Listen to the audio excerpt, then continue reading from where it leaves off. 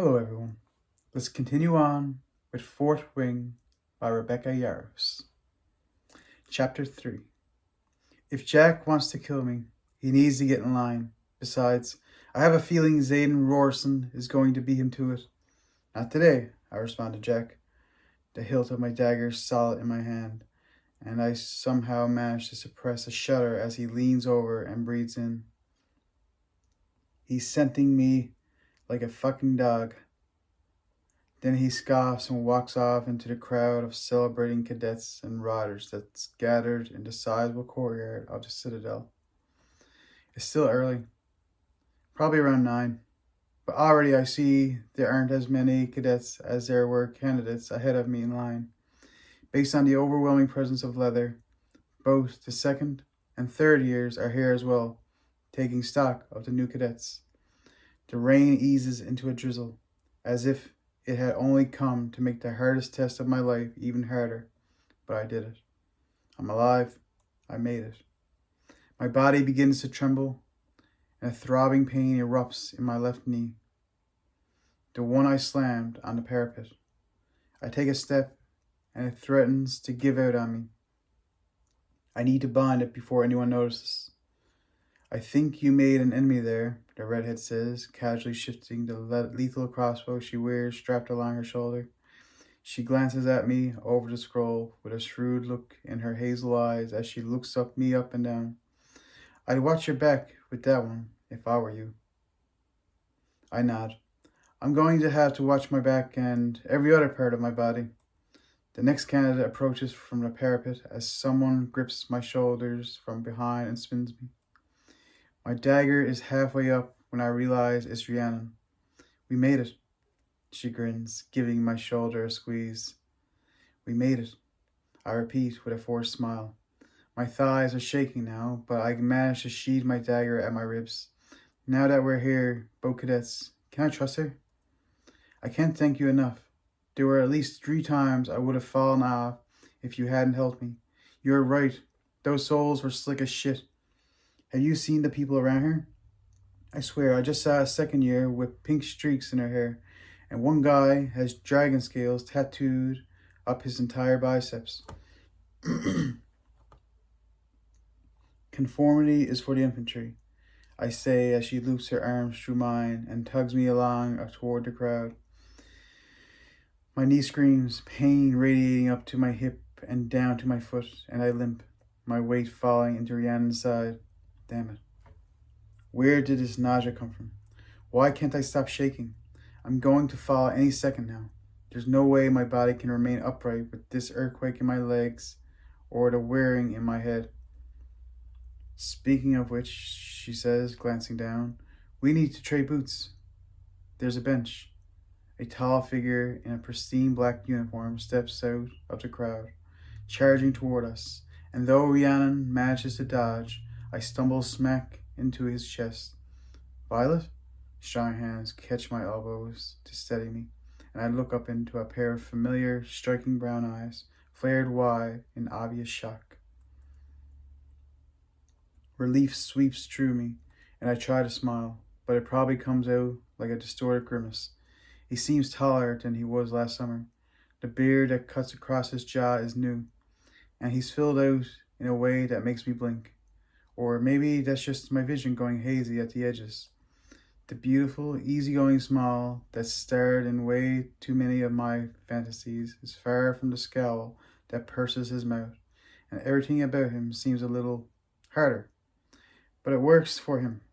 The line of his chin, the set of his brow, even the muscles of his biceps are rigid under my fingers as I try to find my balance. Sometime in the last year, Dane Athos went from attractive and cute to gorgeous. And I'm about to be sick all over his boots. What the hell are you doing here? He barks, the shock in his eyes transforming to something foreign, something deadly. This isn't the same boy I grew up with. He's a second-year rider now. Dane, it's good to see you. That's an understatement. But the trembles turn to full-on shakes, and bile creeps up my throat. Dizziness only making the nausea worse. My knees give out. Damn it, Father, he mutters, hauling me back to my feet. With one hand on my back and the other under my elbow, he quickly guides me away from the crowd and into an enclave in the wall. Close to the first defensive turret of the citadel is a shady, hidden spot with a hard wooden bench, which he sits me on, then helps me out of my rucksack. Spit floods my mouth. I'm going to be sick. Head between your knees, Dane orders in a harsh tone, and I'm not used to it from him, but I do it. He rubs circles on my lower back as I breathe in through my nose and out through my mouth. It's the adrenaline. Give it a minute and it'll pass. I hear approaching footsteps on the gravel. Who the hell are you?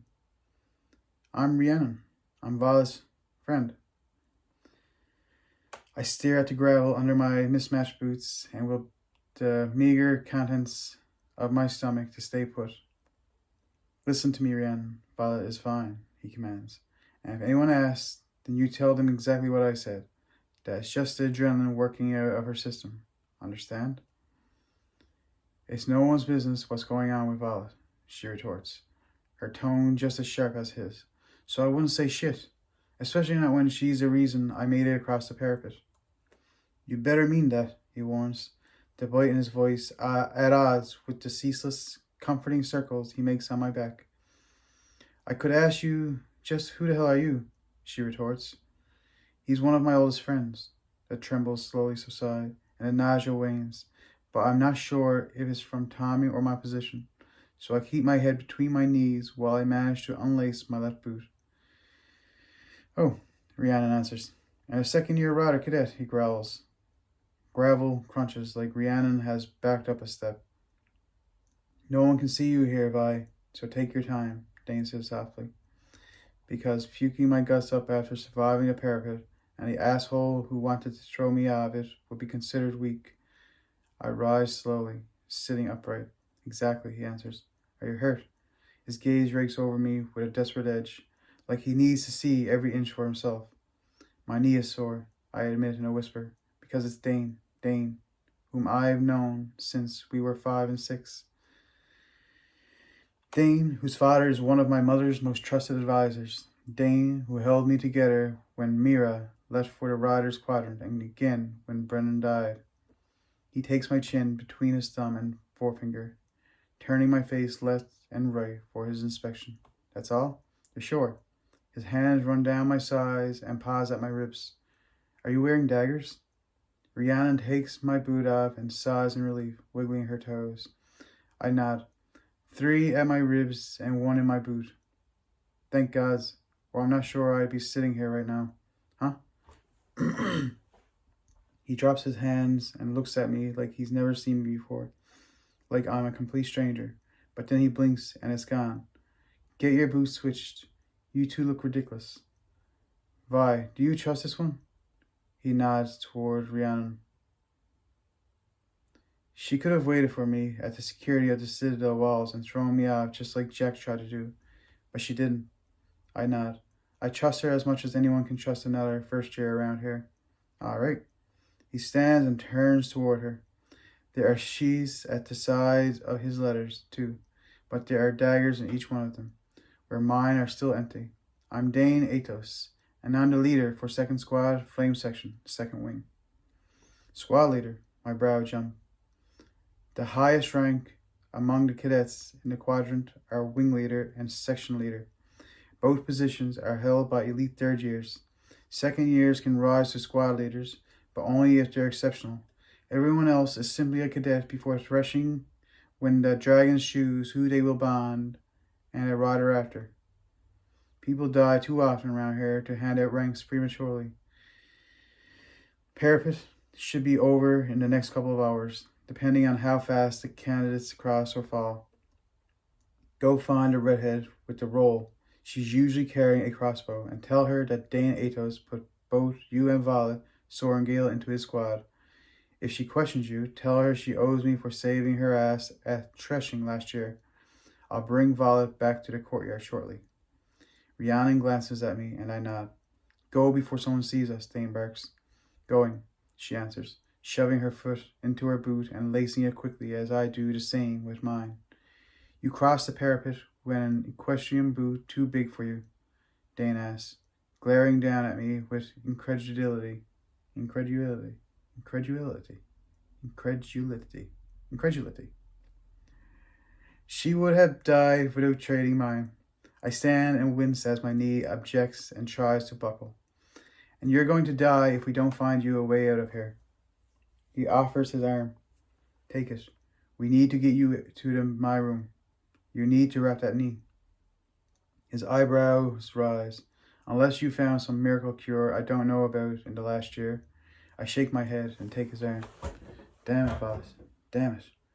He tucks mine discreetly against his side, grabs my rucksack with his empty hand, then leads me into a tunnel at the end of the alcove in the outer wall I hadn't even seen. Mage lights flicker on in the scones as we pass and extinguish after we go by. You're not supposed to be here. Well aware. I let myself limp a little, since no one can see us now. You're supposed to be in the scribe quadrant, he cedes, leading me through the tunnel in the wall. What the hell happened? Please tell me you did not volunteer for Ryder's quadrant. What do you think happened? I challenge as we reach a rotten iron gate that looks like it was built to keep out a troll or a dragon. He curses. Your mother. My mother. I nod. Every Sorengale is a Ryder, don't you know? We make it to the set of circular steps, and Dane leads me up past the first and second floor, stopping us on the third and pushing open another gate that creaks with the sound of metal on metal. This is the second year floor, he explains quietly, which means I'm not supposed to be up here, obviously. I tuck in a little closer. Don't worry, if someone sees us, I'll just say that I was overcome with lust at first sight and couldn't wait another second to get you out of your pants. Ever the smartass, a wry smile tugs at his lips as we start down the hall. I can throw in a few, oh, Dane cries, once we're in your room just for believability. I offer, and actually mean it.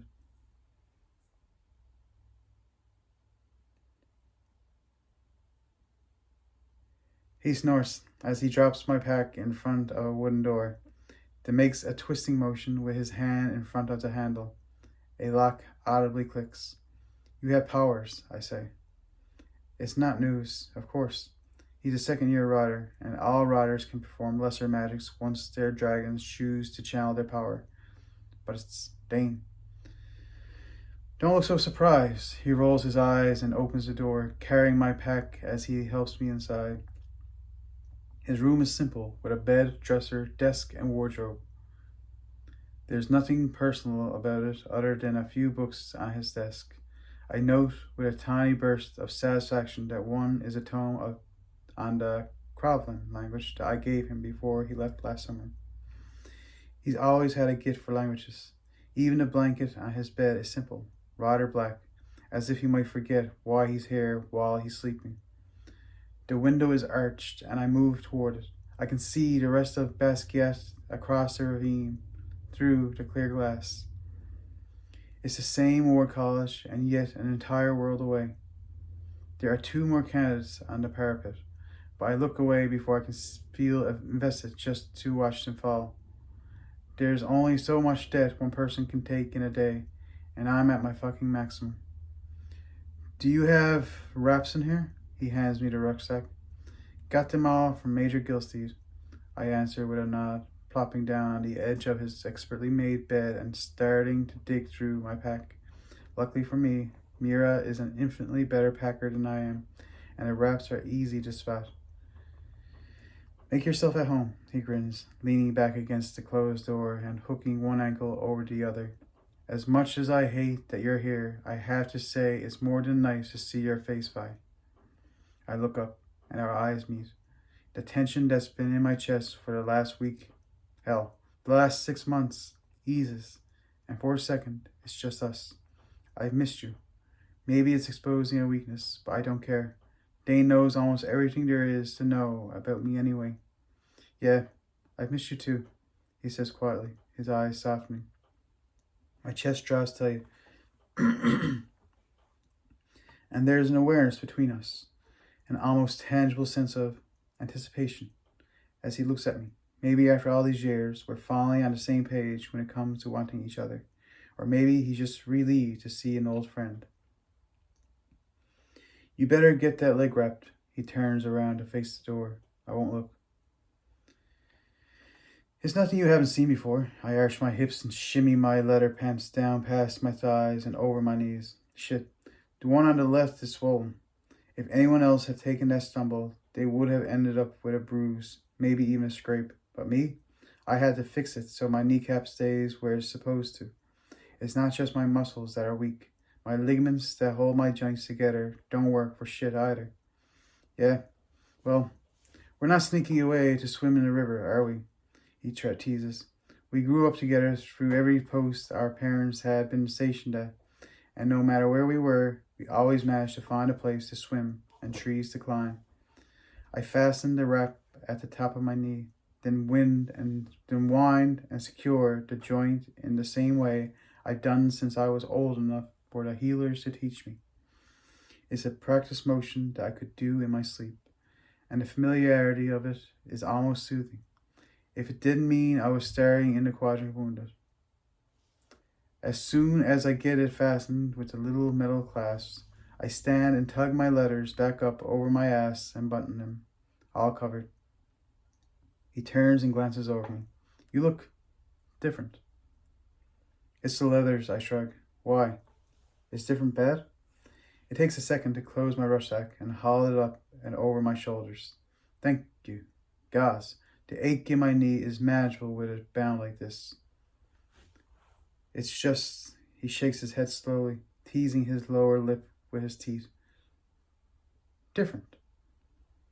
Why, Danitos? I grin and walk toward him, then grasp the door handle at his side. You see me in swimwear, tunics, and even ball gowns. Are you telling me it's the letter that does it for you? He scoffs, but there's a slight flush to his cheeks as his hand covers mine to open the door. Glad to see our year apart hasn't dulled your tongue by. Oh, I toss over my shoulder as we walk into the hallway. I can do quite a few things with my tongue. You'd be impressed. My smile is so wide that it almost hurts, and just for a second I forget that we're in the Rodder's quadrant or that I just survived the parapet. His eyes heat. Guess he's forgotten too. Then again, Mira's always made it clear that Rodders aren't an inhibited bunch behind these walls. There's not much reason to deny yourself when you might not live through tomorrow. We have to get you out of here, he says, shaking his head like he needs to clear it. Then he does the hand thing again, and I hear the lock slide into place. There's no one in the hallway, and we make it to the stairwell quickly. Yeah. Thanks, I say as we start descending. My knee feels way better now. I still can't believe your mother thought putting you into the Rodder's quadrant was a good idea. I can practically feel the anger vibrating off him next to me as we walk down the stairs. There's no banister on his side, but he doesn't seem to mind, even though a single misstep be the end of him. Me neither. She announced her decree about which quadrant I choose last spring, after I passed the initial entrance exam, and I immediately started working with Major Gilstead. He'll be so proud when he reads the rolls tomorrow and sees that I'm not on them. There's a door at the bottom of this stairwell, below the main level. That leads to the passage into the healer's quadrant, farther up the ravine, he says as we approach the first floor. We'll get you through that and into the scribe quadrant. What? I stop as my feet hit the polished stone landing at the main floor, but he continues downward. He's already 3 steps beneath me when he realizes I'm not with him. The scribe quadrant, he says slowly, turning to face me. This angle makes me taller than he is, and I glare down at him. I can't go to the scribe quadrant, Dane. I'm sorry? His eyebrows fly up. She won't stand for it. I shake my head. His mouth opens, then shuts, and his fists clench at his sides. This place will kill you, Violet. You can't stay here. Everyone will understand. You didn't volunteer. Not really. Anger bristles up my spine, and my gaze narrows on him. Ignoring who did or did not volunteer me, I snap. 1. I'm well aware of what my chances are here, Dane. And 2. Usually 15% of candidates don't make it past the parapet, and I'm still standing. So I guess I'm beating those odds already. He backs up another step. I'm not saying you didn't just kick absolute ass by getting here, Vi, but you have to leave. You'll break the first time they put you in the sparring ring, and that's before the dragon sense that you're... He shakes his head and looks away, his jaw clenching. I'm what? My hackles rise. Go ahead and say it. When they sense I'm less than the others? Is that what you mean? Damn it. He rakes his hand over his close-cropped light brown curls. Stop putting words in my mouth. You know what I mean. Even if you survive to threshing, there's no guarantee a dragon will bond you. As it was last year, we had 34 unbound cadets who have just been sitting around, waiting to restart the year with this class to get a chance at bonding again, and they're all perfectly healthy.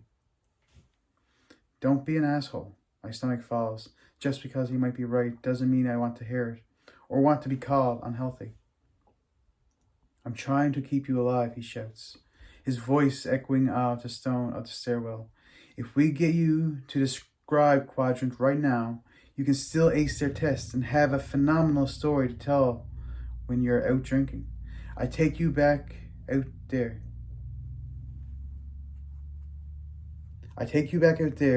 He points to the doorway that leads to the courtyard.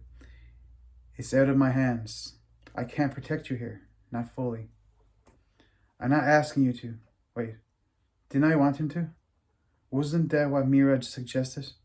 Why would you tell Rhiannon to put me in your squad if you just wanted to sneak me out the back door? The voice around my chest squeezed tighter. Next to Mira, Dane is the person who knows me best on the entire damn continent, and even he thinks I can't hack it here. To make her leave so I could get you out. He climbs 2 steps, shortening the distance between us, but there's no give in the set of his shoulders. If determination had a physical form, it would be Dane Athos right now. Do you think I want to watch my best friend die? Do you think it'll be fun to see what they'll do to you? Knowing you're General Sorengale's daughter? Putting on letters doesn't make you a rider, Vi. They're going to tear you to shreds. And if they don't, the dragons will. In the rider's quadrant, you either graduate or die, and you know that. Let me save you. His entire posture droops, and a plea in his eyes shreds some of my indignation. Please let me save you. You can't, I whisper. She said she'd haul me right back. I either leave here as a rider or as a name on a stone. She didn't mean it. He shakes his head. She can't mean that. She means it. Even Mira couldn't talk her out of it. He searches my eyes and tenses, as if he sees the truth of it there. Shit. Yeah, shit, I shrug. Like it's not my life we're talking about here. Alright. I can see him mentally changing gears, adapting to the information. We'll find another way. For now, let's go. He takes my hand and leads me to the alcove we disappeared from. Get out there and meet the other first years. I'll go back and enter from the turret doorway. They'll figure out we know each other soon enough, but don't give anyone ammunition. He squeezes my hand and lets go, walking away without another word and disappearing into the tunnel. I grip the straps of my rucksack and walk into the dappled sunlight of the courtyard.